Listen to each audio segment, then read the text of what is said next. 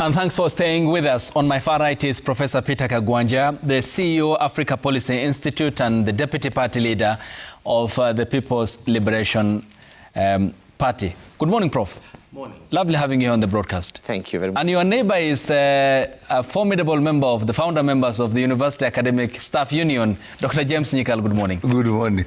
And lovely having you here on the broadcast. He represents Seme constituency and is the chairperson of the National Assembly's Health Committee.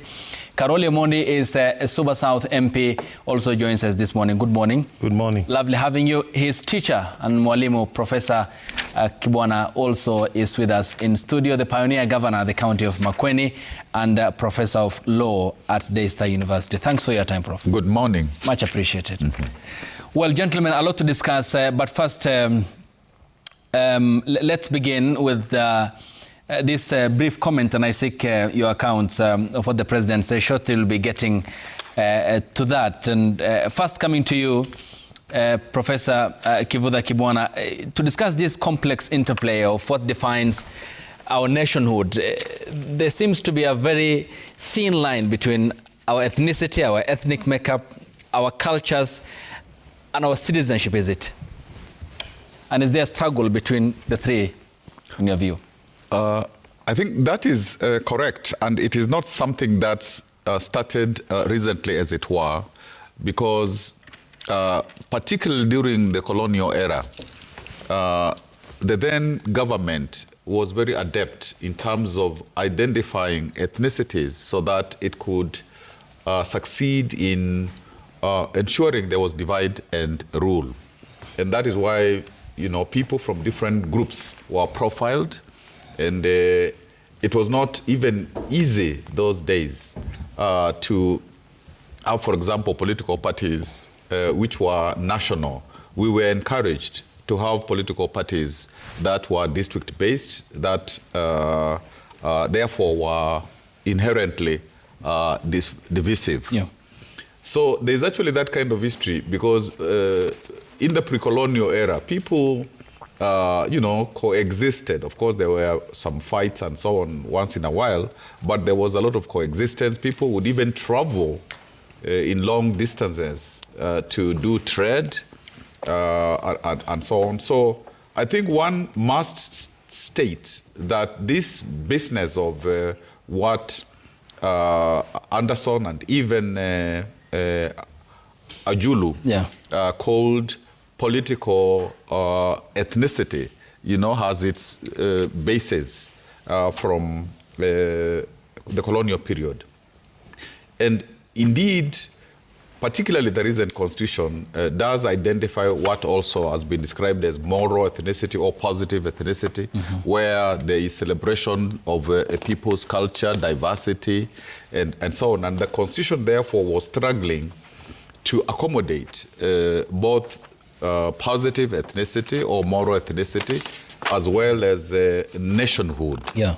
But unfortunately, and I think this will continue to be part of our discussion, is the perpetuation of political ethnicity after independence, because those who are leaders of political parties, particularly the main ones, the ones called kingpins, have wanted to continue to cash in on the question of ethnicity so that they can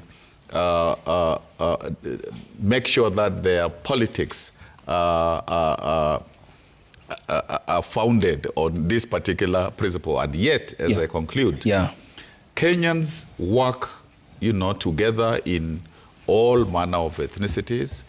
We go to school together in all manner of ethnicities. We intermarry in terms of all ethnicities.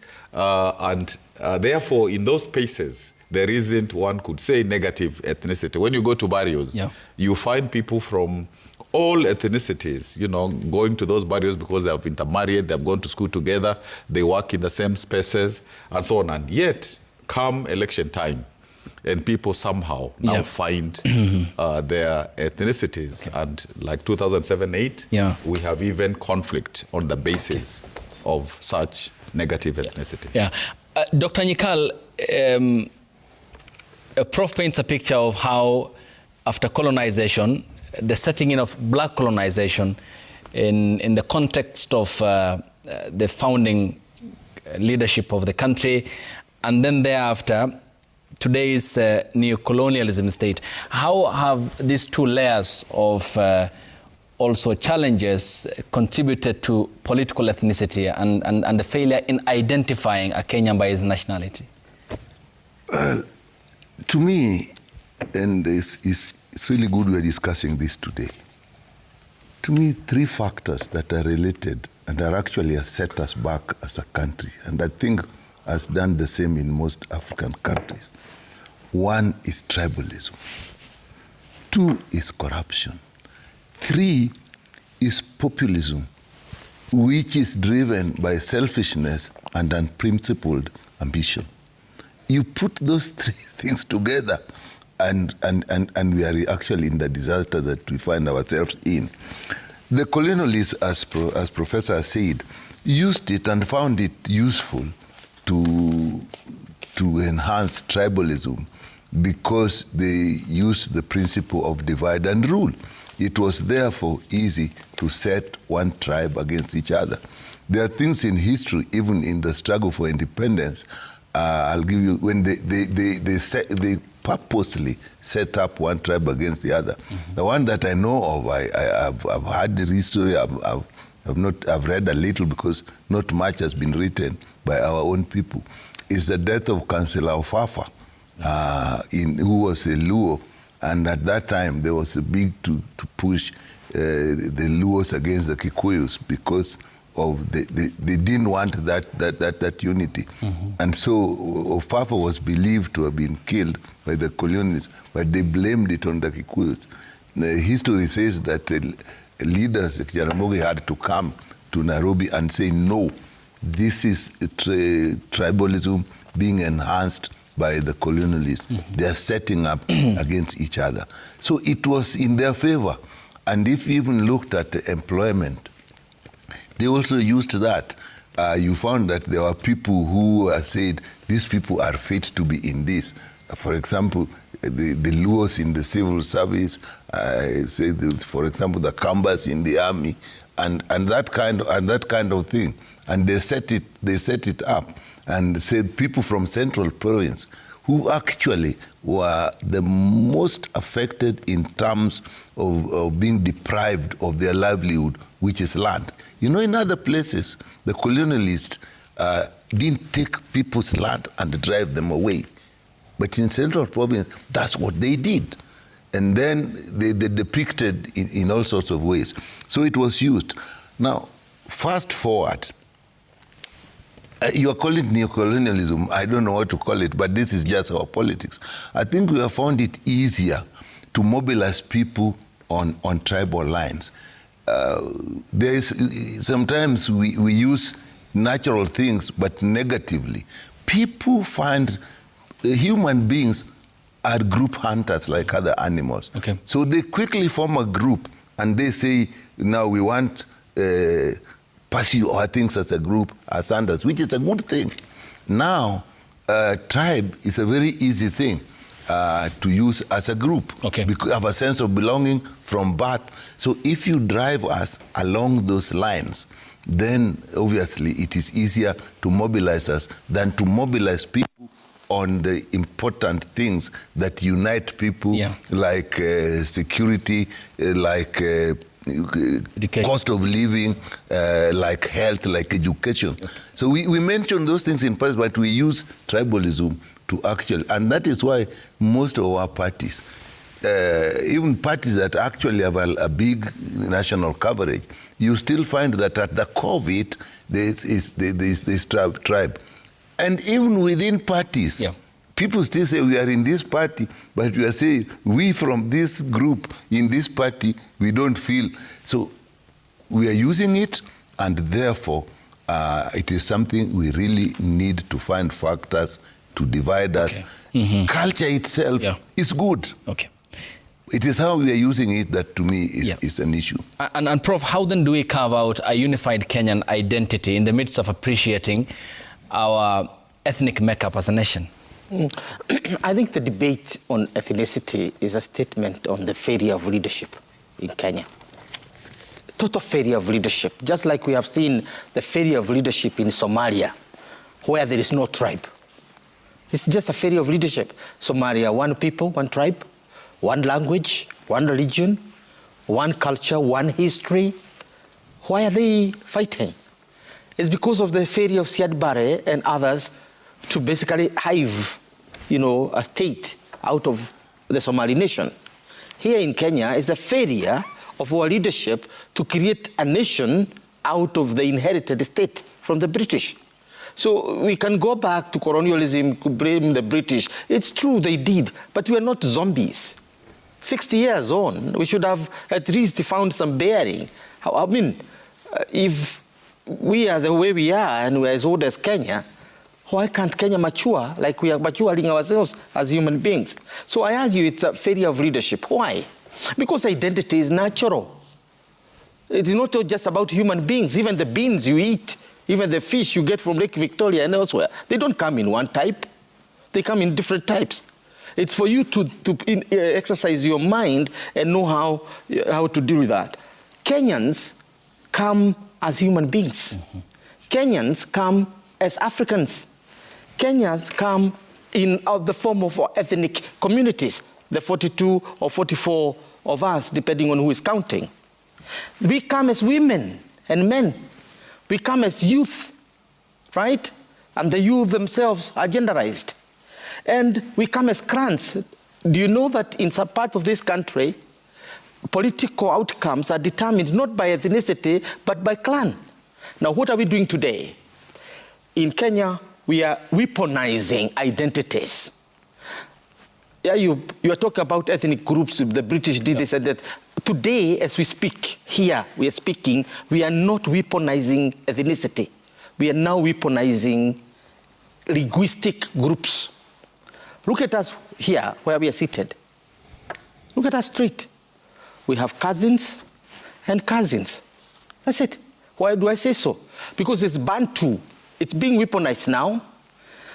And that's a response to weaponization of the Nilotic identity, which started in 1994, the actual weaponization. But before that, there was a weaponization of the Nairo Hamites, Maasai, and the Kalenjin, what was called Kamatusa. So our leadership has perfected the art of manipulating us in order to deliver on their political agenda. Otherwise, we are not going to change. Don't keep on lamenting about Kikuyus. I will not change my color, I will not change my language, I will not change who I am. I'll just improve on who I am. I used to speak English, some French, now I'm beginning to speak some Chinese. But that does not change me from who I am. So the issue here is to make a call to our leadership to adhere to who we are. Our constitution says we, the people. Doesn't say Kamau, doesn't say Othiambo, doesn't say Ayub, doesn't say Mwakio. No, it just simply say we, the people. Mm-hmm. Because we believe, and it is true, that we are one people. So those who come around and weaponize our parochial identities, I am a Kisii, I am from Nyamira, I am a Kisii from Kisii, the home county. Oh, this is a Sumba, and this is a Jaru. You know, depending on what you are, in local county elections, we are weaponizing clans. In national politics, we are weaponizing tribes. And in certain circumstances, we are now scrabbling for the Kushites, the Somali and Oromo. Those are the ones we're saying we'll bring their votes together so that we can win. So we are not, at this juncture, we are not playing politics of ethnicity. We are playing politics of linguistic formations. Okay. And Honorable Karoli, this points to then the solutions needed, is it to hive out the identity and the identification of a Kenyan national by virtue of that, and whilst appreciating, of course, our ethnic identities, which are as old as the holy books are. For example, the Quran identifies human civilization, for instance, and the appreciation God says in the holy book, in my view, that I have divided you into peoples and nations, and this is for identification, not to divide yourselves or advance other interests or agenda, according to other translations. Yeah. So how do we then step away from that? Thank you very much, Ayub. I think In terms of nationhood, if you look at what a nation is, the hardware part of it is basically boundaries, a government, issues to do with national emblems, flag, those kind of things. And the software of what a nation is then the value system that bring the people, the political community together. Language could be part of it, but not a very serious identity, but it is part of it. The cultural norm, the ethos, shared history, and those kind of things. If you take that classical definition, then you clearly understand that Kenya as a nation has been evolving. In fact, when the colonials came, there was no nation in Kenya. There was just a vast area, geographical area full of economic opportunity that they came to exploit. And along the way, over time, they tried to create a nation here. So we've been struggling with this for a very long time. And in terms of our politics, the first election of 1957, if you look clearly, tribalism was not very present, except from the colonial perspective, because they completely refused that a Kikuyu would not run in that election of 1957. In fact, there was no candidate, a Kikuyu candidate in 57 election. They even wanted to create a voter roll where one individual could have up to 9 votes, whether you are paying taxes, you are educated, you are a Christian, you are not a polygamist, those kind of things. And if you go even further, 1961 election, where now everybody was allowed to contest, the contestation was not about tribes. In Nairobi here, if both 57 and 61 elections, Mboya ran as a Kikuyu candidate. And most of his voters were from there. Achieng' Oneko ran in Nakuru. The Luos could not elect him in Nakuru. So this ethnicization of our politics came much later, though the seeds were planted by the colonialists. If you go to the University of Nairobi and you go to the archives, you'll find annual reports that either the governor or whoever was running Kenya, at one point in time, the most powerful man in Kenya would either be the Postmaster General or the MD of Kenya Railways or the governor. Those three would run Kenya. And each year they prepared a report on the ethnic groups of Kenya. And they profiled us. And there are some comments that are not very flattering in those reports. But a lot of those things have continued to fester in our minds and in our politics. But going forward, we need to reflect on what happened immediately after independence. If you look at Tom Mboya's book, Challenge of Nationhood, he was struggling with this thing, even in freedom and after, the multiplicity of transitions that Kenya was going through, and how a nation could be crafted out of Kenya. And to me, the national identity in Kenya will not be around tribes or around address. It will be about values. And our Constitution gives us the pathway, which is, if you look at our preamble, the aspirational aspects of the Constitution, as well as Article 10, our national values and principles. That is what our identity should be. An American identifies by the values around which they coalesce. So I think for Kenya, our national identity must be built on our values, particularly Article 10, Article 232, and the preamble of our Constitution. Okay. Yeah. And Prof, how does then Katiba 2010 allow the build-up of that much-needed culture? For instance, many Americans today, including conservative Republicans, against what Israel is doing. Yes. And the Israelis themselves, former prime ministers, heads of intelligence unit, Mossad, have written to President Trump, more than 2,000, saying that Prime Minister Benjamin Netanyahu should be called to order because this is against the values of the state of Israel, and so are the Republicans telling Donald Trump. At what point then can our Katiba allow us then to divorce the past instances where there were systematic exclusions, including economic majorly, and push Kenya forward in the future for prosperity? Maybe before answering attempting to answer that question, I want just to comment a little about what Mheshimiwa... You're your student. Yes. We were in class together. Yes, it is true at independence, like you know, when KANU won, basically all, you know, ethnic groups were involved in that party, and one can say KANU was a national party. But immediately after that win, and of course when KANU and KADU came together, again it meant that, you know, the ethnic question was muted somewhat. But then if you look carefully at the people who led or tried to lead Kenya into nationhood and hopefully becoming a nation state, Tom Mboya, he lost out. Tagia lost out. Correct. Odinga lost out. Correct. All of them. James Gishuru. Kiano. All of those lost out, and therefore the people who are promoting negative ethnicity, although Professor Kagwanja calls it linguistic coming together, but they lost out, and I think that's where Oneko, you know, that's where we begin to lose that move towards really that kind of unified Kenya.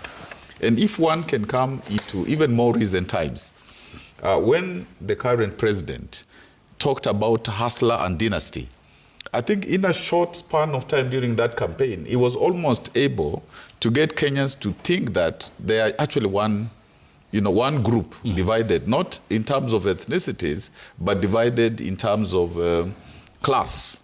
And so that class became, you know, kind of dominant. Of course, there was a bit of also the Christian, you know, dimension, where again, he also tried to, you know, say that they are Christians, they are what other religions, and so on, and still courting favor within Muslims and so on. So it isn't as if we can go away from negative ethnicity or this coalescing of linguistic formations that you know can be overcome.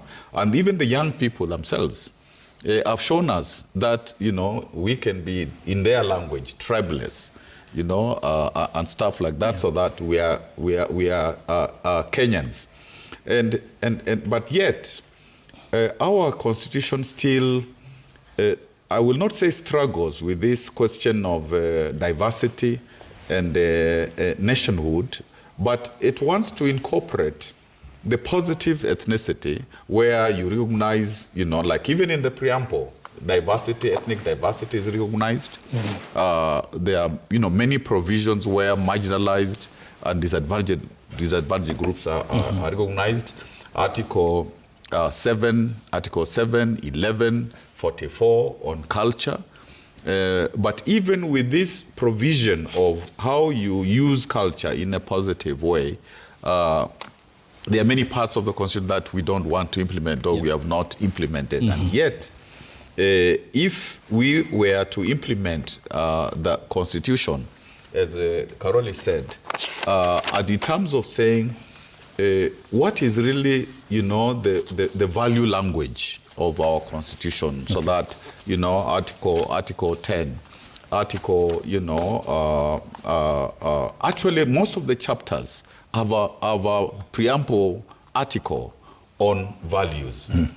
If we were to do that, then we would be coming, you know, we would be coming together. That's one thing. Of course, previously, in terms of like the Bomas draft, the earlier versions of the Constitution, we also tried to get even in elections, so that there would be proportional representation, so that that again helps people in terms of not feeling that I'm not being represented, so that there is first past the post and also proportional representation. So the Constitution is available for us to transit ourselves into, a nation, hopefully a nation state. Yeah. But we are hesitant to deploy the nation for positive development. Yeah, okay. And Dr. Nyikal and Professor Kagwanja, when we get back from the break, I'll begin with you in that quest for the nation state status,